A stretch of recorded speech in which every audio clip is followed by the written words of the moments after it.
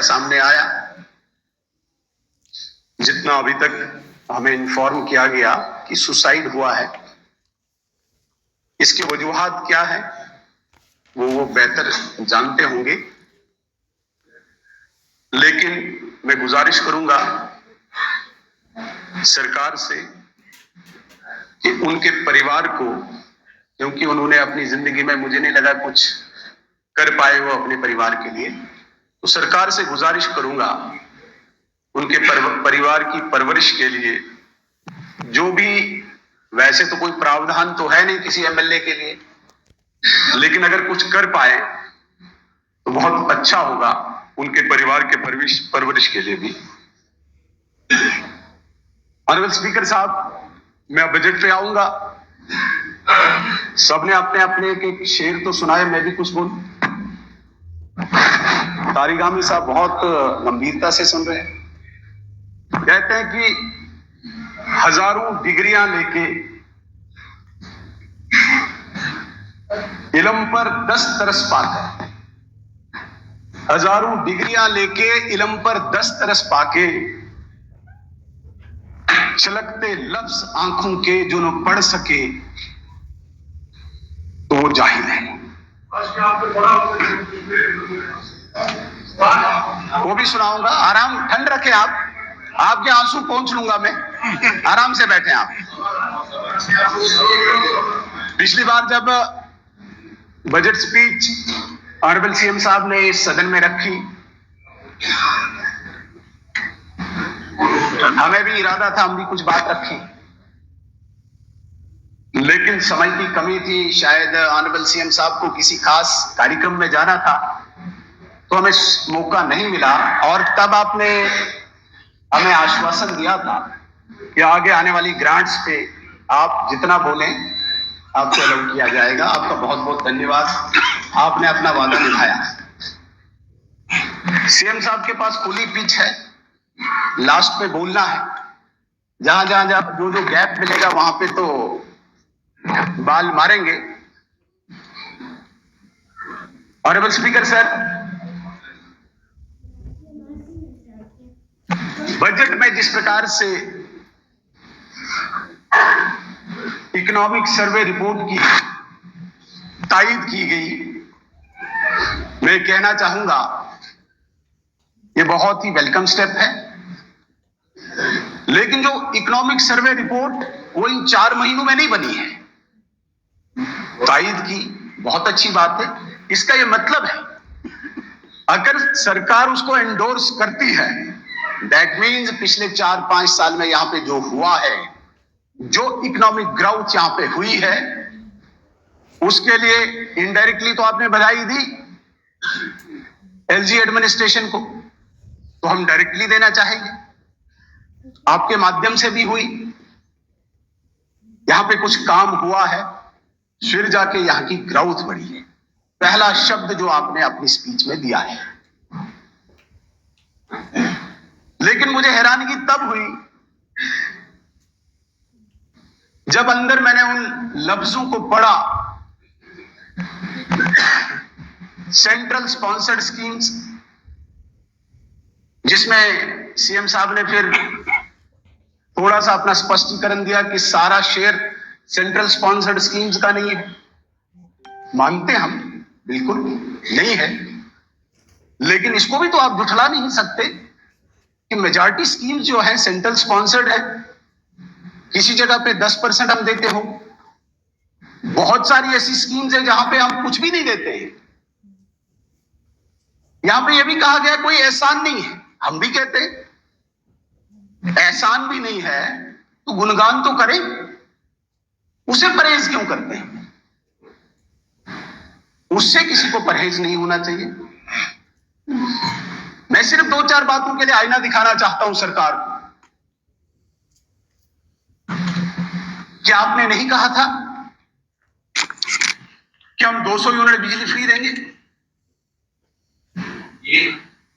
और 200 यूनिट बिजली फ्री जो दी गई है वो केवल AAY को, और वो भी जितना हमें नॉलेज है, आप अब चुप रहे हैं, अभी सीएम साहब ने भी बोलना है, हमारे मेंबर्स भी बोल सकते हैं बीच में, थोड़ा सा एथिक्स रखा करो, अभी नए नए मैदान में हो। तो एएवाई में जो आपने बिजली का 200 यूनिट का वादा किया, सर वो कौन सी बिजली है? क्या वो ऑन ग्रिड दे रहे हैं आप? जो ये हम तार पोल देख रहे हैं, क्या उससे देख रहे हैं? या इसमें भी कहीं पे निगाहें, कहीं पे निशाने हैं? पीएम सूर्य मित्र मुफ्त बिजली योजना, ये भी तो वहीं से आ रही है। मुझे लगा था कि शायद कोई आपने एटीएफ की रिबेट को कम किया, आपने डीजल पेट्रोल को 1 रुपया 2 रुपया बढ़ा दिया, सीधे सीधे कॉमन एक मैन को आपने बोझ और डाल दिया। शायद वहां से कोई जनरेट करके आपने शायद 30 लाख घरों के लिए 200 यूनिट बिजली सोची होगी, लेकिन केवल 2.25 लाख घरों को वो बिजली मिलेगी, शायद जितना मुझे नॉलेज है, जो प्रधानमंत्री पीएम सूर्य मित्र मुफ्त बिजली योजना। थोड़ा सा इस पर चिंतन करना पड़ेगा सरकार को। आपने बोला कि हम राशन दे देंगे, ठीक है, दीजिए राशन, हम इंतजार कर रहे हैं। और राशन भी एएवाई को अंत्योदय अन्न योजना के तहत जो रजिस्टर है, अटल बिहारी वाजपेयी जी की स्कीम, अटल बिहारी वाजपेयी जी के रिफॉर्म्स, हमें खुशी है कि तब सीएम उमर अब्दुल्ला साहब भी उस कैबिनेट के पार्ट थे। तो एएवाई में ऑलरेडी तो आप दे रहे हैं 35 किलो, और मेजॉरिटी जितने भी हाउस होल्ड्स हैं उनमें मेंबर्स 2 या 3 हैं, मैक्सिमम कहीं किसी फैमिली में चौथा मिलेगा। 2 वाले को कुछ नहीं दे रहे, 3 वाले को कुछ नहीं दे रहे, 4 फैमिली मेंबर्स को आपने 5 किलो बढ़ाया। तो वादा तो आपने सबके साथ किया था। फिर कहा गया नहीं, अभी हमारे पास 5 साल है। बहुत अच्छी बात है, 5 साल है आपके पास। हम उम्मीद करेंगे कि अगले साल वहां से एक स्टेप आप आगे बढ़ेंगे बीपीएल के लिए, फिर एपीएल के लिए जाएंगे। लेकिन जनाब, ये पहले क्यों नहीं कहा था आपने? जब आप स्टेजेस पे चढ़े थे तब जज्बात में तो आप थे, सरकार लानी थी, तब तो आपने सबको वादे किए थे। आज ये 5 साल की बात क्यों आ गई? मैनिफेस्टो में तो ये कहीं बात नहीं है कि 5 साल हम धीरे धीरे देंगे। उस वक्त तो आपने कहा था कि जम्मू कश्मीर की जितनी भी जनसंख्या है, हम वो भी नहीं कहते हैं कि जो एपीएल से अबव आते हैं उनको छोड़ दीजिए, लेकिन बीपीएल वालों ने क्या जुल्म किया? कहीं न कहीं सरकार ने आम गरीब नौजवान के साथ धोखा किया है। एम्प्लॉयमेंट पे आपको बहुत वोट मिला, क्योंकि बहुत चिल्लाया आपने लोगों के बीच में जा जाके, हम रोजगार देंगे।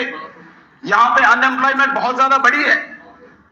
तो जनाब मुझे बताइए, इस बजट स्पीच में, इस पूरी बजट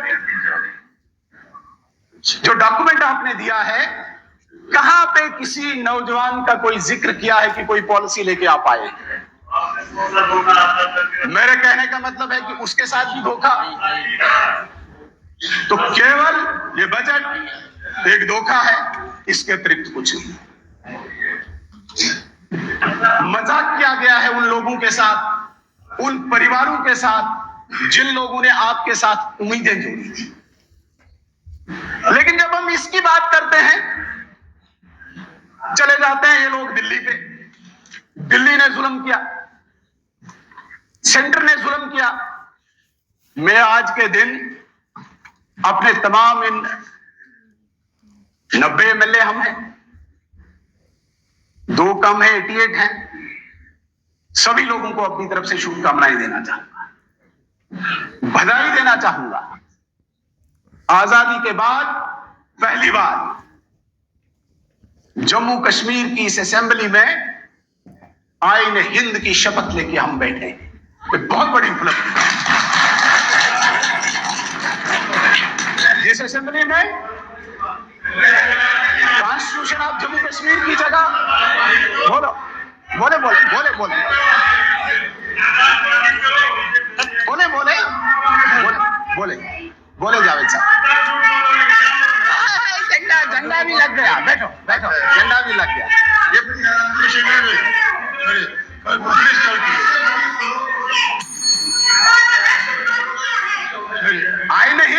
आ गया, मिर्ची लग गई सबको, लग गई मिर्ची। आए भी हिंद से ही, कॉन्स्टिट्यूशन ऑफ इंडिया से मिर्ची लग गई।